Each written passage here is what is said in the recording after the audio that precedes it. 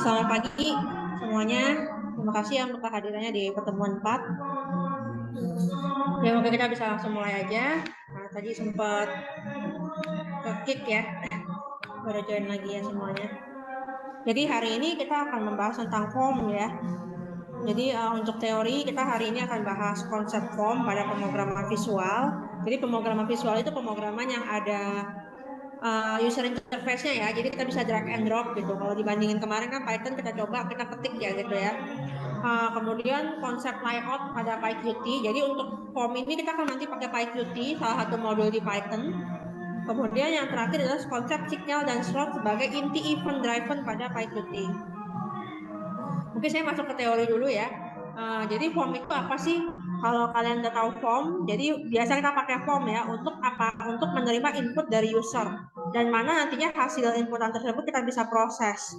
Jadi secara nggak langsung form itu adalah interface yang disediakan untuk mengumpulkan data dari user yang akan masuk ke sistem kita atau pemrograman kita. Kemudian inputan tersebut akan kita proses dengan bahasa pemrograman, misalnya seperti Python, .NET, Java, dan lain-lain. Kita juga bisa menyimpan inputan tersebut. Kalau dia berupa data, kita bisa simpan di database seperti SQL atau MySQL atau Oracle dan lain-lain. Jadi kalau ada data kayak nama, data informasi nasabah gitu kan, ada nama, nomor rekening segala macam, itu kita bisa simpan di database seperti itu. Kemudian form itu kita bisa gunakan untuk membuat window. Jadi kita bisa meletakkan kontrol-kontrol di form. Jadi kemarin kita sudah bahas ya bahwa pemrograman berbasis event itu ada kontrol di mana kita bisa seperti tombol, kita bisa klik dan nantinya akan melakukan sesuatu atau menghasilkan melakukan proses sesuatu setelah kita menekan tombol itu. Misalnya kita ada tombol OK, maka dia akan melanjutkan proses apa, atau tombol exit dia akan keluar dari program dan lain-lain gitu ya. Kalau kontrol di form PyQt itu ada macam-macam, ada tombol button, ada checkbox, ada radio button, ada macam-macam ya. Kemudian apa aja kegunaan dan keuntungan menggunakan form? Yang pertama adalah kita bisa membangun antar muka user interface aplikasi yang dinamis. Jadi kan kita kalau misalkan mempunyai sistem aplikasi itu kita pasti butuh input data dari user kita. Dan input data yang paling dasar, contoh kita punya form login untuk mengisi nama pengguna, username dan password atau sandinya apa. Bisa juga kita bikin form registrasi atau form pendaftaran, isinya nama, jenis kelamin, tanggal lahir, alamat email dan lain-lain. Jadi itu juga memudahkan input dan bisa menampilkan output ya. Kemudian ada juga sebagai visual. Jadi sebagai visual kalau misalkan dalam merancang aplikasi atau sistem itu kan kita namanya bahasa pemrograman. Dan bahasa pemrograman itu sendiri ada dua macam. Bahasa pemrograman yang tingkat tinggi atau high level language, kemudian ada bahasa pemrograman yang tingkat rendah atau low level language. Jadi itu digolongkan berdasarkan apa? Digolongkan berdasarkan kemudahan kita untuk mempelajari bahasa pemrograman tersebut dan kecepatan eksekusinya. Jadi makin tinggi suatu tingkat bahasa pemrograman itu, maka bahasa pemrograman tersebut makin mudah dipelajari. Sebaliknya, kalau dia low level language atau bahasa pemrograman yang tingkatnya rendah, dia akan semakin sulit dipelajari, tapi kecepatan eksekusinya semakin tinggi seperti itu. Jadi dia secara kecepatan makin tinggi. Kalau bicara Python itu termasuk low level language. Kenapa? Karena kita kalau mau coding kita harus pakai sintaks ya. Nah, kalau misalkan contoh yang high level language ya, misalkan VB gitu, Visual Basic, kalian bisa drag and drop gitu. Kemudian gimana kita memudahkan bahasa pemrograman Python kita untuk lebih mudah membuat codingnya? Kita bisa masukin tools pakai modul-modul yang disediakan oleh Python. Salah satunya itu PyQt. PyQt itu adalah tools untuk memudahkan codingan Python kita. Jadi PyQt itu apa? PyQt itu adalah toolkit GUI, User Interface Cross Platform, yang diimplementasikan sebagai plugin di Python. Jadi PyQt ini free, perangkat lunak gratis, open source yang dikembangkan oleh Riverbank Computing.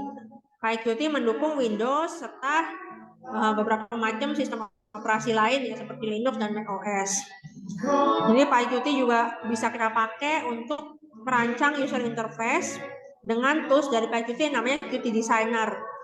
Nanti kita akan lihat ya. Jadi Qt Designer ini membuat kita bisa melakukan drag and drop sehingga kita bisa membuat user interface yang lebih mudah.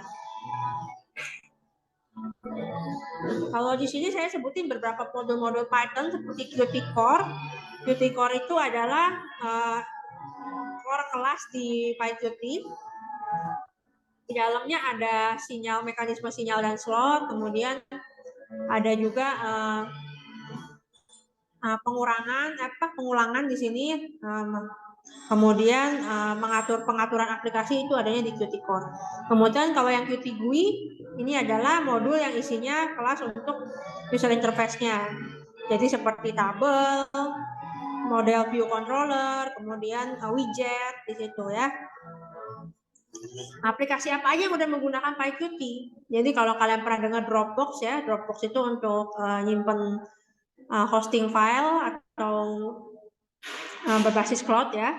Kemudian Calibre ini adalah aplikasi manajemen untuk ebook dan lain-lain. Jadi kalian bisa cari nanti aplikasi-aplikasi apa sih yang udah terkenal yang udah menggunakan PyQt dan Python gitu. Kemudian di PyQt juga kita punya konsep-konsep dasar yang perlu kita pahami untuk nantinya kita menggunakan tools ini secara lebih mudah dan lebih efisien. Jadi di sini kita punya widget. Widget itu adalah modul yang disediakan oleh si PyQt untuk objek-objek antarmuka pengguna. Jadi di sini adalah komponen-komponen objek grafis yang bisa kita tempatkan ke dalam jendela aplikasi atau form kita. Nah, widget itu nanti akan menerima klik dari mouse, bisa juga menerima tekanan tombol keyboard, bisa juga menerima aktivitas lainnya ya dari user kita. Setiap kali dia menangkap acara atau event, dia akan memancarkan sinyal untuk mengumumkan perubahan statusnya. Nah, ini di sini ya kita akan menerapkan konsep pemrograman berbasis event itu, karena nanti kita akan menggunakan widget untuk menangkap sebuah event, kemudian kita akan mencari sinyal atau melempar sinyal sebagai perubahan status. Nanti koleksi widgetnya apa aja? Ya biasanya yang paling banyak digunakan button, tombol ya, label, combo box, radio button. Ini kalau button ya pastinya kalian pasti udah tahu ya, paling banyak digunakan. Jadi kalau diklik kita bisa memberikan komen kepada aplikasi kita, sistem kita untuk melakukan sesuatu gitu, aksi sesuatu. Kemudian label itu biasanya buat ngasih lihat memberi informasi lebih detail apa sih tombol ini buat apa misalkan seperti itu ya. Nanti kita akan bahas lebih banyak lah ya sambil kita buka PyQt-nya. Kemudian ada combo box bisa buat ngasih opsi ya ke user kita. Radio button juga bisa buat milih opsi. Kemudian ada layout manager. Nah, layout manager ini di kita ada beberapa macam di PyQt seperti horizontal layout atau vertical layout. Gunanya buat apa? Kita bisa merapikan form kita daripada kita menggunakan resize atau kayak kita misalkan mau bikin beberapa button yang ukurannya sama, daripada kita mesti atur ya ukuran dia sama persis atau kita mesti gerak-gerakin move, kita bisa pakai layout supaya dia lebih rapi. Ini mungkin saya akan contohkan juga. Jadi kemudian ada dialog main Windows. Jadi main Windows ini dialog itu yang nantinya akan kita gunakan misalkan kita mau menunjukkan suatu alert atau informasi ke user kita. Misalkan contohnya ketika saya ketik OK, saya munculin dialog Anda sudah berhasil registrasi, atau kayak begitu saya exit, saya klik exit, dia akan memberikan dialog box isinya apakah Anda yakin mau keluar dari aplikasi, seperti itu ya. Kita bisa bikin pakai dialog. Kalau main window itu adalah window aplikasi utama kita. Kemudian kita juga punya event dan loop. Kemudian kita juga punya signal dan slot. Jadi kalau di event dan loop itu karena aplikasi kita itu berbasis event ya. Jadi artinya fungsi dan metode kita yang kita buat nantinya akan dieksekusi berdasarkan respon dari aksi user, misalkan kayak ngeklik tombol atau dia misalkan pilih dari combo box dan lain-lain gitu. Itu kita sebut sebagai event. Nah, kita bisa masukin itu atau kita bisa handling itu ke event loop namanya. Event loop itu adalah semacam infinity loop di mana semua event dari user atau dari sistem Windows kita atau dari source lainnya diproses seperti itu. Kita bisa juga lakukan terminate terhadap event tersebut jika misalkan dia keluar dari aplikasi seperti itu. Terus kalau yang signal dan slot itu sebagai event catcher-nya ya, jadi dia ngambil eventnya apa, lalu kita bisa kirimkan ke sinyal, dan sinyal itu nanti akan masuk ke slot, yang mana slot itu adalah fungsi atau metode yang akan dilakukan, akan terjadi ketika terjadi sinyal tersebut, seperti itu. Nanti kita akan masuk juga ke contohnya. Oke, ini contoh-contoh widgetnya ya. Tadi saya sudah sempat bahas yang button atau tombol, bisa oke, cancel, apply, yes, no, macam-macam ya. Label, di sini label. Kita bisa tambahin label, menjelaskan, oh di sini kalian bisa isi email kalian loh, gitu. Terus combo box kalian bisa pilih ya dari pilihan yang bisa di drill down gitu ya. Kalau radio button bentuknya seperti ini, jadi ada tombol-tombol yang kalian bisa pilih juga. Kurang lebih seperti itu. Sampai sini ada pertanyaan? Oh, ini dibahas satu-satu. Tidak saya ulang ya. Jadi layout manager itu gimana kita mengatur sekumpulan widget kita untuk membuat GUI yang fungsional. Jadi ada beberapa layout manager basic seperti box layout. Jadi kita bisa bikin layout berbasis box, grid, form. Jadi mungkin nanti yang banyak kita pakai adalah yang kayak horizontal, vertical box ya. Nanti akan saya contohkan. Kemudian kalau dialog dan main window seperti yang tadi saya sempat mention ya, kalau main window itu adalah form utama kita, main window aplikasi kita. Kemudian kalau yang dialog itu bisa dari inheritance atau setelah kita melakukan sesuatu di main window, kita bisa masukkan ke dalam bentuk dialog. Kemudian kalau untuk yang event loop dan signal dan slot, kurang lebih kalau karena kita berpemrograman berbasis event, jadi event itu nanti akan diambil, apapun yang terjadi dalam aplikasi kita akan diambil dan dihandle oleh loops. Kemudian kalau untuk sinyal dan slot, jadi setelah event itu terjadi, kita bisa widget itu bisa mengirimkan sinyal, dan sinyal itu bisa dimasukkan ke slot yang nantinya slot kita bisa set action apa yang terjadi seperti itu. Oke, berikutnya kita akan coba lihat-lihat ini ya, modul-modul di PyQt ya. Jadi mungkin silakan kalau ada pertanyaan sambil saya buka PyQt-nya.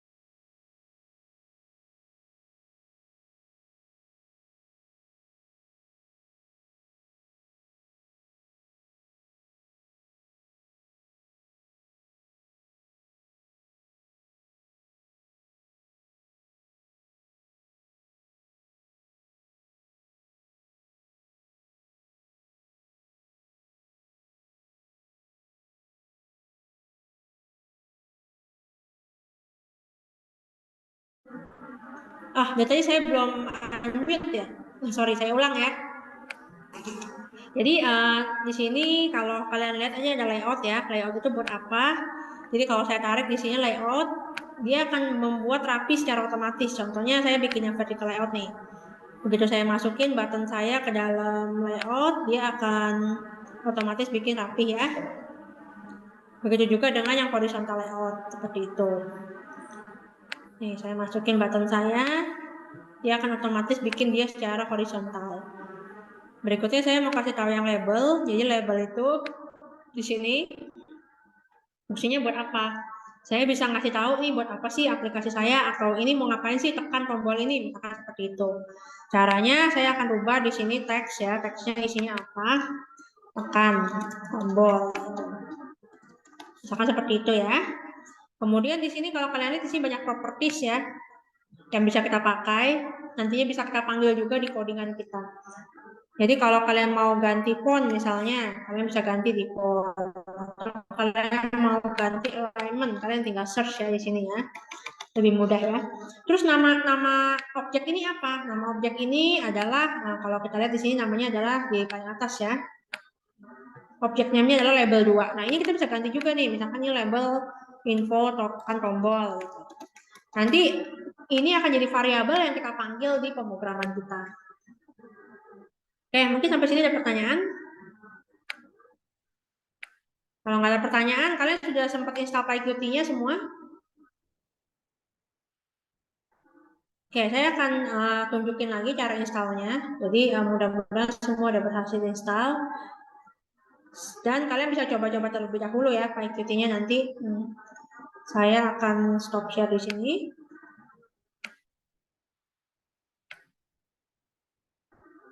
Kemudian yang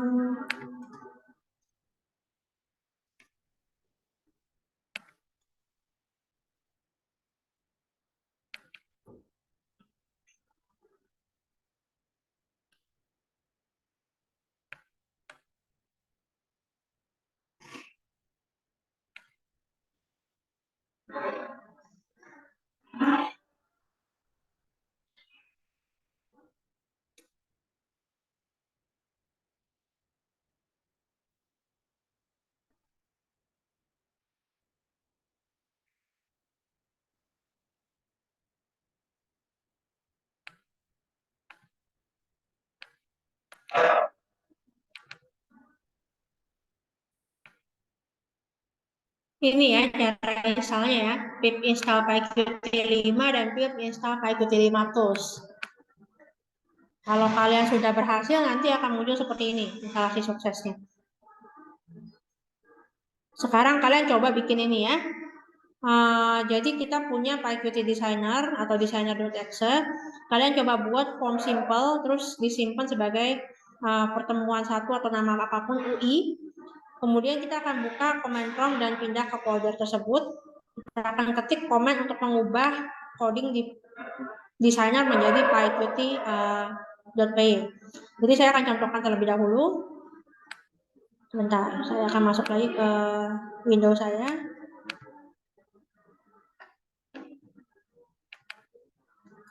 Oke, ini saya save ya, misalkan ya, saya save as, saya taruh di D biar gampang, untitled UI ya. Kemudian di sini tadi tugasnya disuruh ngapain? Saya buka command prompt. Oke, saya buka command prompt.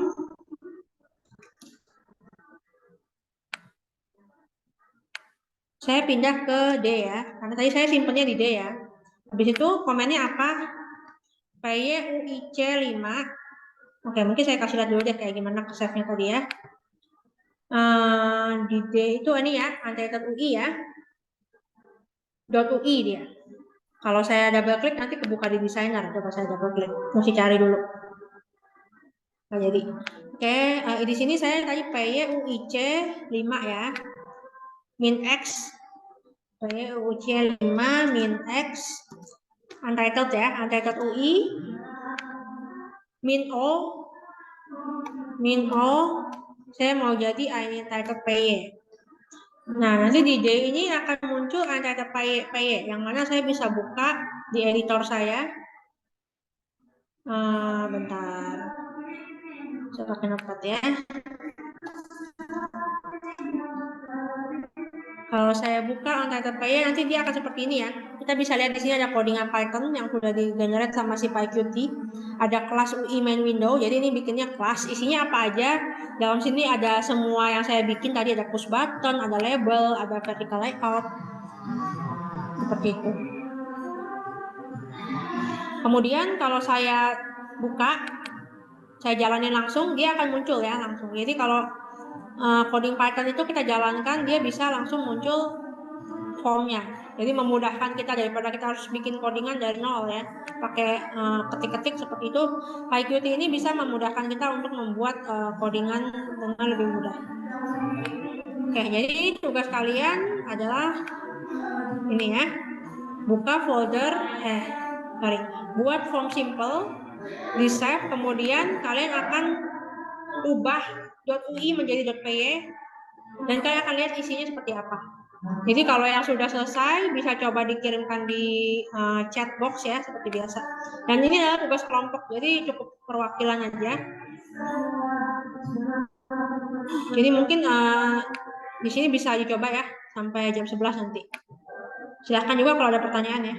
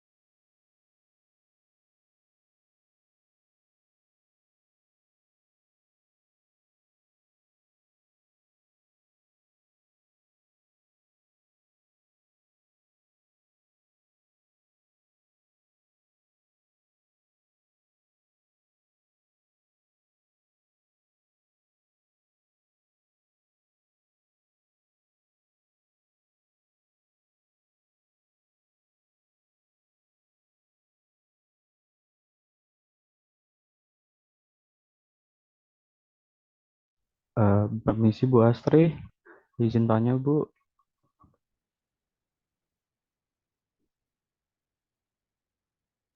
Ya, gimana? Bu Astri saya mau tanya Bu, kan di PC saya mau menginstal PYKT5 itu kayak tidak bisa gitu Bu. Jadi terus saya cari di alternatif di internet ada langsung langsung apa PYKT designer gitu. Maksudnya langsung pakai Qt designer gitu nggak apa Bu? Nggak apa sama aja Qt Designer. Tadi nggak bisanya waktu pip install ya?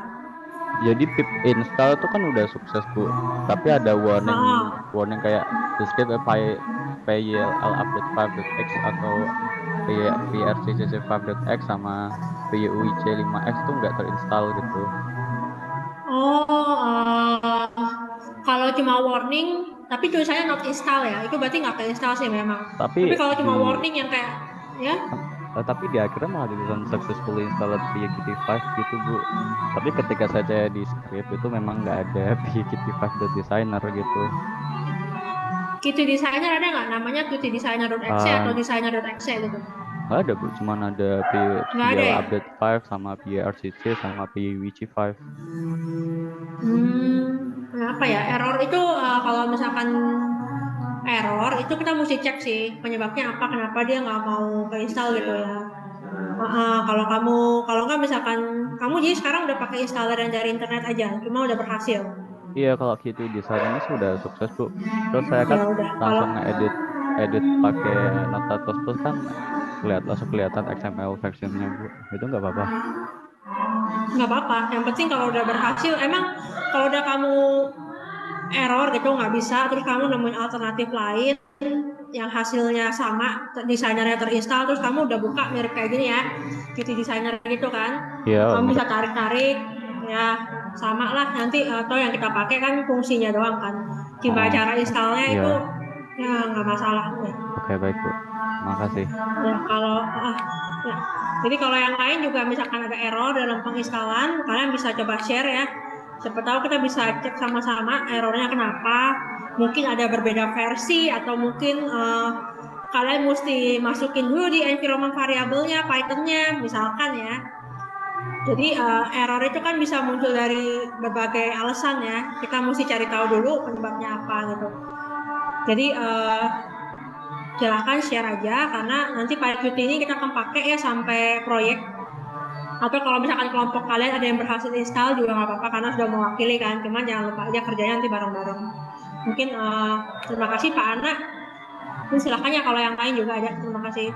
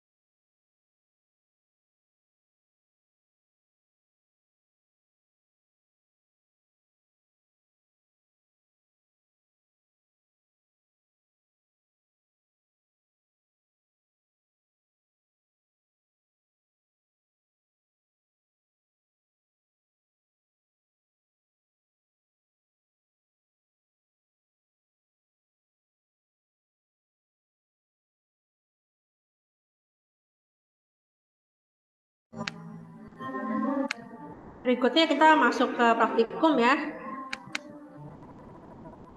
Sekarang kita mau buat kalkulator. Jadi hari ini ada target untuk bikin kalkulator sederhana. Jadi kalau tadi yang sudah berhasil bisa dikirim di chat ya, udah bisa merubah UI jadi .py seperti itu ya. Nah sekarang kalau untuk membuat kalkulator kan biasanya kita punya tombol-tombol ya. Tapi saya nggak akan buat yang modelnya seperti itu.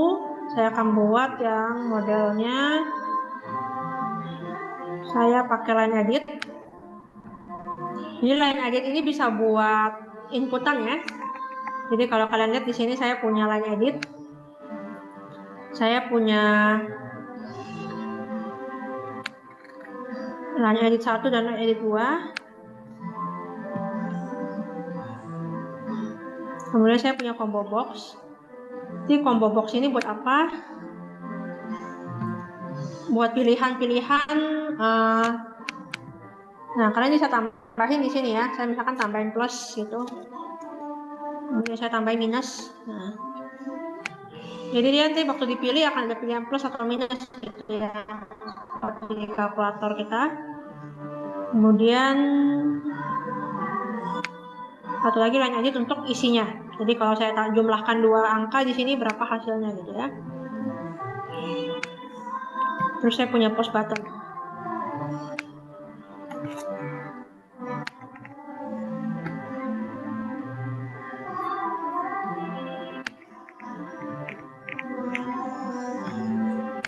Push button yang pertama saya akan kasih tulisannya adalah hitung gitu ya. Push button yang kedua untuk bersihin, clear. Jadi kalau clear ini diklik, saya akan bisa langsung kosongin semua isi line edit gitu ya. Di sini kita ada sinyal dan slot editor yang kita bisa pakai. Misalkan di sini contohnya sinyalnya yang push button 2. Jadi ini kita lihat dulu ya, tipenya apa sih? Oh, ini push button 2 nih namanya nih. Nama dia adalah push button 2. Sinyalnya apa? Sinyalnya kalau dia diklik ya. Ini saya pilih. Sebentar. Kecil banget sih, saya gedein ya sebentar. Nah, ini kita bisa pilih ya. Kalau dia keklik ya. Di sini kita bisa pilih juga yang lain nih, macam-macam. Kalau dia diklik, maka dia akan apa nih? Saya akan kosongin line edit saya. Ini line editnya kita lihat ya, ini line edit pos 1, line edit 2, sama line edit 3. Contoh saya mau kosongin yang line edit 3. Nah, seperti itu ya. Apa yang mau saya lakuin? Dia akan clear. Jadi ini gimana bacanya? Ketika push button 2 diklik, saya gedein ya. Ketika push button 2 itu berarti yang ini ya, push button 2 namanya ya. Nih, push button 2 namanya. Ini saya matiin dulu. Objek name-nya namanya push button 2, diklik. Maka dia akan lihat isi dari ini akan kita clear, akan kita kosongkan seperti itu. Ada 3 yang ini. Oke, sampai sini ada pertanyaan.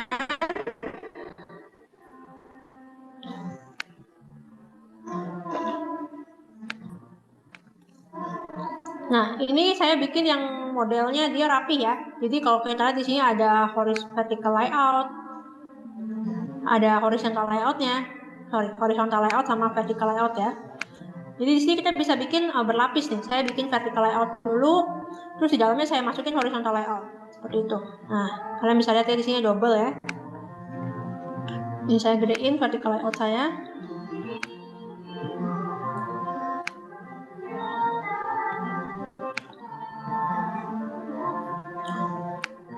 Seperti itu ya. Kemudian setelah kita buat UI-nya, apa yang kita lakukan? Kita akan buat codingnya. Jadi codingnya seperti apa? Setelah kita buat UI-nya, kita akan rubah dulu jadi .py. Jadi kalau di sini saya lihat kalkulator.py, saya akan buka di Notepad sebentar.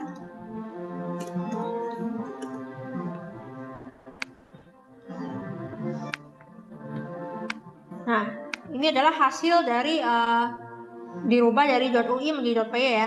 Kalau kita lihat di sini signal dan slot saya masuk di mana? Nah, di sini nih. Ada push button 1 klik. Push button 1 itu apa? Push button 1 itu adalah si tombol. Kemudian di sini ada dia akan ke connect ke slot dia, yaitu untuk melakukan clear terhadap line edit 1. Nah, ini semua otomatis dibikin sama si PyQt. Nah, sekarang kita mau bikin codingannya. Apa yang terjadi ketika kita lakukan ini ya? Jadi kita akan pisahkan. Yang kalau ini adalah untuk UI, kalkulator.py untuk UI, kita akan masukkan codingan kita di py yang berbeda, .py yang berbeda. Gimana caranya biar kita bisa dapetin user interface dari kalkulator.py yang tadi? Kita pakai yang ini, from kalkulator import bintang. Nanti dia akan mengambil semua yang ada di kalkulator.py ke dalam codingan kita. Jadi ini adalah untuk mengekspor ya, impor lah ya, ke coding kita, coding ini gitu ya. Kemudian kita akan bikin 2 fungsi. Yang pertama adalah fungsi untuk sinyalnya. Sinyalnya apa? Ketika kita push button klik. Jadi yang push button 2 ini saya mau klik, apa yang terjadi gitu. Ini saya buang aja dulu. Ketika push button 2 yang ini saya klik, saya akan masuk ke fungsi kalkulator, atau di sini saya bikin kayak ALC. Nah, di sini fungsi kalkulatornya, fungsi aritmatik untuk kalkulator gitu ya, untuk menghitung aja lah, menghitung. Apa yang terjadi di fungsi ini? Yang pertama, saya masukin dulu ke variabel A dan B untuk inputan dari si line edit. Jadi kalau kita lihat di sini nanti user orang bisa masukin ya angka ke dalam sini, yang saya akan masukin ke variabel. Jadi di sini saya masukin ke variabel A dan B. Saya kasih keterangan di sini, saya masukin variabel dari line edit, dari input user ke variabel A. Begitu pula yang B. Di sini kalau kalian lihat ada in ini dengan apa? Saya rubah isi dari line edit text menjadi integer. Jadi seperti yang kemarin saya sempat infokan ya, kalau di Python itu kita nggak mendefinisikan variabel.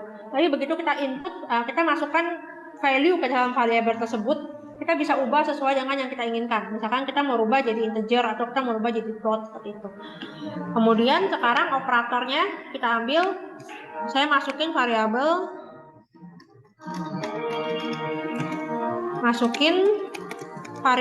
dari combo box ke variabel operator. Nah, di sini saya punya combo box. Combo boxnya isinya apa aja? Ada plus, minus, kali, bagi. Saya masukin ke variabel operator. Jadi operator isinya apa? Variabel yang dipilih sama user ya. Kemudian di sini saya ada try sama except. Try sama except ini fungsinya buat apa? Dia kayak if, tapi kalau di try except itu kita akan ngelakuin apa yang di sini, perintah yang di sini, action yang di sini. Kalau ada error dia akan masuk ke except. Jadi try except ini bisa sangat dipakai ya ketika kita nggak yakin ini kita punya codingan yang cukup panjang. Terus kalau error gimana, kita langsung aja masuk ke except. Dia nggak akan melakukan infinite looping atau diulang-ulang lagi, atau dia error di baris kesekian ya, tapi dia akan langsung munculin error seperti ini. Jadi di sini saya masukin kalau operatornya itu plus, maka saya bikin variabel result itu hasilnya A plus B.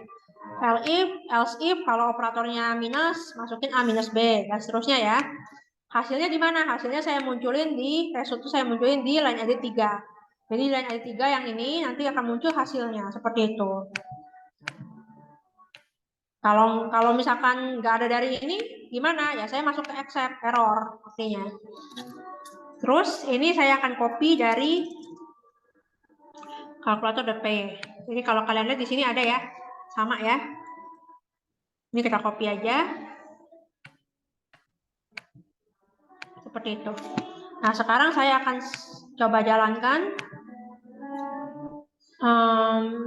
pakai command prompt ya. Sebentar.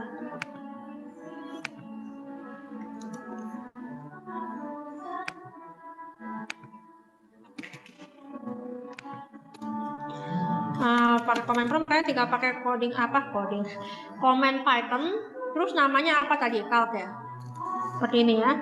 Misalkan saya bikin 1 plus 1, di sini saya kalkulasiin dia akan masukin 2. Terus kalau saya pencet clear, apa yang terjadi? Semuanya dihapus ya, seperti itu ya. Jadi kalian akan coba bikin seperti ini secara berkelompok, hasilnya dikirimkan di email ya. Tentunya ini akan saya share source code-nya di chat sebentar.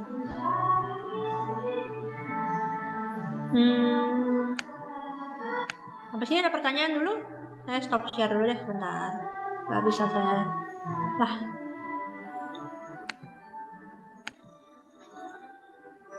Nah ya, saya stop share dulu.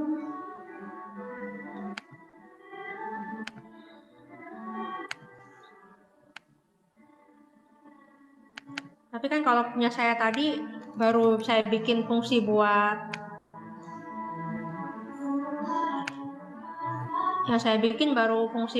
plus ya. Jadi kalian bisa tambahin fungsi yang minus kali baginya seperti itu.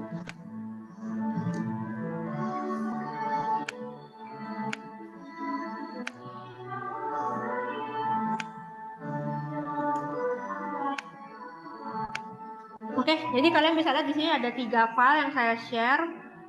Yang pertama adalah calculator.ui, itu adalah desainernya, desain buat user interface-nya. Kemudian .py yang setelah saya pakai komen pyuic, saya rubah dari UI menjadi .py. Kemudian codingan yang ketiga adalah calc.py. Nah, itu adalah coding di mana saya isi fungsi-fungsi tambahan. Jadi di sini kenapa dipisah begini? Kalau pertanyaannya bisa jadiin satu nggak? Bisa jadi satu py aja. Tapi ketika kita mau merubah user interface, itu biasanya akan merubah keseluruhan py. Jadi balik lagi tadi kita kan kalau di pertemuan 1 saya sempat bicara ya, kalau misalkan kita mau membagi fungsi-fungsi service-service itu kita bagi-bagi lebih kecil gitu, untuk memudahkan kita ketika melakukan update. Sama seperti ini ya, kita pisahkan user interface kita atau form yang muncul, view yang muncul tampilan ke user, sama apa yang terjadi di belakang atau controllernya atau codingannya gitu. Jadi ketika kita mau menambahkan sesuatu di form kita, dia nggak akan ada impact ke codingan kita yang besar gitu atau calc.py kita gitu. Sampai sini ada pertanyaan? Oke, kalau nggak ada mungkin saya bisa sambil absen ya.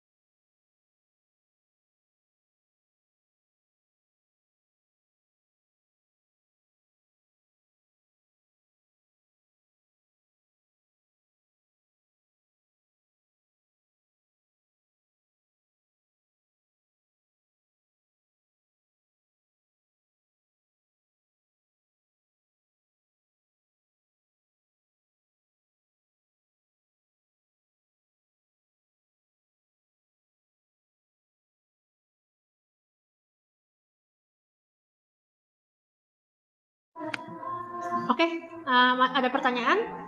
Kalau nggak kalian bisa berdiskusi kelompok ya untuk mengerjakan tugas yang tadi. Jadi tugasnya nanti dikumpulkan di email ya.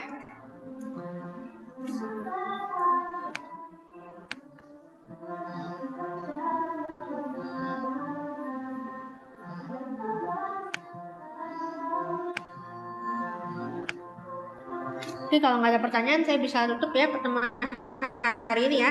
Jadi saya tunggu untuk tugasnya. Terima kasih banyak semuanya. Selamat siang, selamat berdiskusi dan mengerjakan tugasnya. Terima kasih.